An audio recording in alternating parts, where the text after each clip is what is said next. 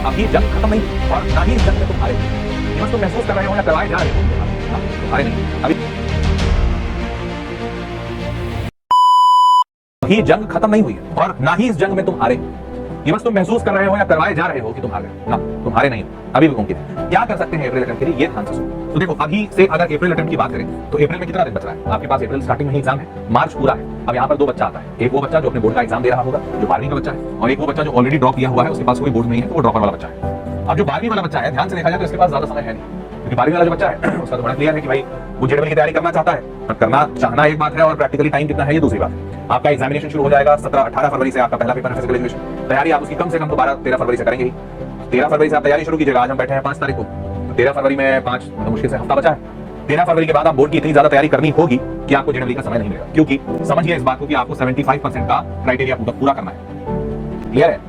तो 75% लाना है तो आपके पास तो समय नहीं है और आपका एग्जाम खत्म होगा 12 मार्च को। तो 12 मार्च के बाद आपके पास लिटरली सिर्फ 18 दिन बचे हैं।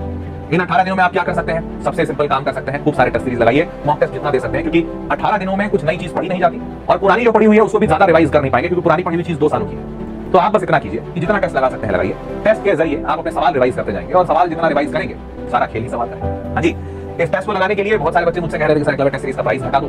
तो प्राइस तो अभी बढ़ा हुआ है, लेकिन मैंने टीम को बोला है कि बच्चों का रिक्वेस्ट बहुत आया है, तो शनिवार की शाम को प्राइस घट जाएगा। कुछ लिमिटेड बच्चों के लिए ही घटा पाएंगे, तो कुछ लिमिटेड बच्चों के लिए मैं घटाऊंगा। आप शनिवार को शाम को 6 बजे तैयार रहिएगा, आप वहां से। अब बात करते हैं ड्रॉपर वाला।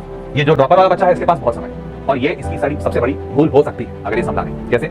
जैसे ही आपको ये महसूस होता है कि आपके पास बहुत पैसे, आप अक्सर उन पैसों को जाया कर देते हो। इसीलिए हमेशा ये महसूस होना कि मेरे पास पैसे बहुत कम है या लिमिटेड है, ये हमेशा बुद्धिमानी होती है। वैसे ही जैसे ही आपको ये महसूस होता है कि आपके पास बहुत समय है, आप उन समय को जाया कर देते हो। और ये बात महसूस करना 12वीं की तरह कि आपके पास समय नहीं है आपके लिए फायदेमंद होगा। तो आप ये समझना शुरू कीजिए कि अभी से लेकर 1 अप्रैल तक, क्योंकि 2 अप्रैल को आपका पेपर है, 2 अप्रैल के पहले तक 1 अप्रैल तक आपके पास मुश्किल से 1.5 महीने, मतलब मैं भी मान रहा हूं कि 13 तारीख के बाद से आप एक्टिवेट होंगे। अभी से ये एक हफ्ता तो आपका रिजल्ट रिस्पॉन्स शीट बनाना निकल जाएगी। तो इस 1.5 महीने में आप क्या कर सकते हैं? आपको भी करने के लिए वही सेम चीज कहूंगा मैं, पर यहाँ पर इन बच्चों को जब मैं कहा टेस्ट सीरीज दे दो, तो ये जो टेस्ट देंगे ये सिर्फ 18 दिन टेस्ट देंगे। और अगर इन 18 दिनों में टेस्ट दिया किसी ने तो ज्यादा से ज्यादा 2 टेस्ट देंगे, जो कि बहुत ज्यादा प्रैक्टिकली पॉसिबल नहीं है, क्योंकि एक टेस्ट को देने में 3 घंटा लगता है, पर उसको सोल्यूशन देखने में, उसके सोल्यूशन को एक-एक को समझने में और वापस खुद से लिखने में, क्योंकि अगर खुद से नहीं लिखना है तो आपको सोल्यूशन याद नहीं रहेगा, प्रेशर बहुत है भाई। तो आप अगर एक-एक सोल्यूशन को देख पढ़ रहे हैं और खुद से लिख रहे हैं तो 3 घंटे का पेपर का सोल्यूशन करने में आपको 4 अतिरिक्त घंटे लगेंगे। और उसके हिसाब से देखा जाए तो 4 घंटा सोल्यूशन, 3 घंटे का पेपर, 7 घंटा। 7 और 7 14 इज प्रैक्टिकली थोड़ा सा नॉट सो पॉसिबल वाला चीज। तो अगर मैं फिर भी कहूं तो अगर वो बच्चा 2 टेस्ट देता है तो 14 घंटे की पढ़ाई करेगा और 14 घंटे में 2 टेस्ट देगा। अगर ये बहुत दीवाना बच्चा हुआ तो, इतने दीवाने होते नहीं। ड्रॉपर क्या कर सकता है? तो आपको समझ तो आ ही गया है कि ये 14 घंटे की दीवानगी तो 2-4 दिन दिखाई जा सकती है, पर 20 दिन नहीं दिखाई जाएगी। तो आप एक सिंपल सा काम कर सकते हैं। आपके पास 45 दिन, कितना? 45 दिन कम से कम, हालांकि 50-55 दिन है आपके पास, पर मैं कह रहा हूं 45 दिन। आप टारगेट कीजिए 1.5 टेस्ट पर डे। 1.5 का मतलब क्या हुआ? एक टेस्ट को मैं 7 आवर्स का मान रहा हूं, क्योंकि 3 घंटे का टेस्ट होगा और 4 घंटे का उसका सोल्यूशन या फिर बनाना, ये जो भी, या चलिए आप ड्रॉपर है तो शायद आप जल्दी समझ जाए, तो आपके लिए 3 घंटा।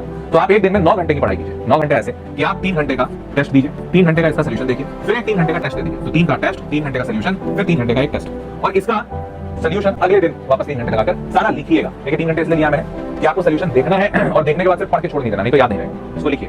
तो 9 घंटे आपके लगे, मतलब एक दिन में आपने 1.5 टेस्ट दिया। अगर आपने 1.5 टेस्ट दिया तो 45 से गुना भाग लगा लेते हैं, 46 कर लेते हैं, 3 × 2 ये कटा 23 और आपके आगे 69।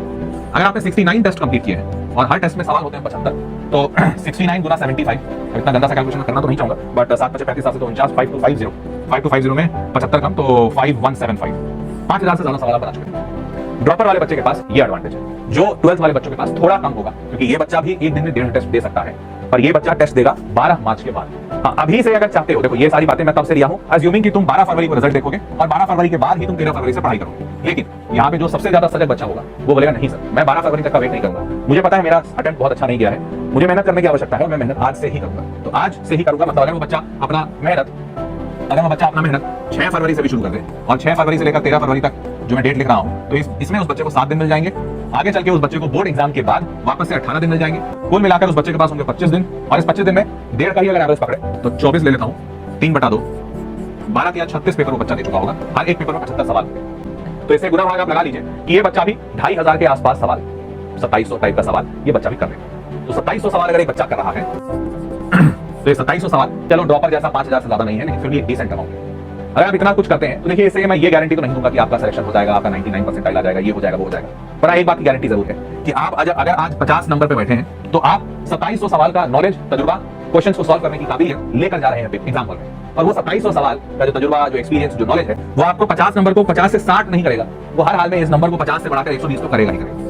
मतलब मेरे को बहुत अच्छे से महसूस हो रहा है कि कोई बच्चा शिद्दत से इतना सवाल बनाता है तो वो डबल मार्क्स से ऊपर ला सकता है। देखो, थोड़ा बहुत टीचर का मोटिवेशन भी है, शायद ये 120 ना भी बैठे, पर मैं ये मोटिवेशन सबको देना चाहता हूं कि ये मुमकिन है। आप इस बात को बहुत अच्छे से समझिए और महसूस कीजिए।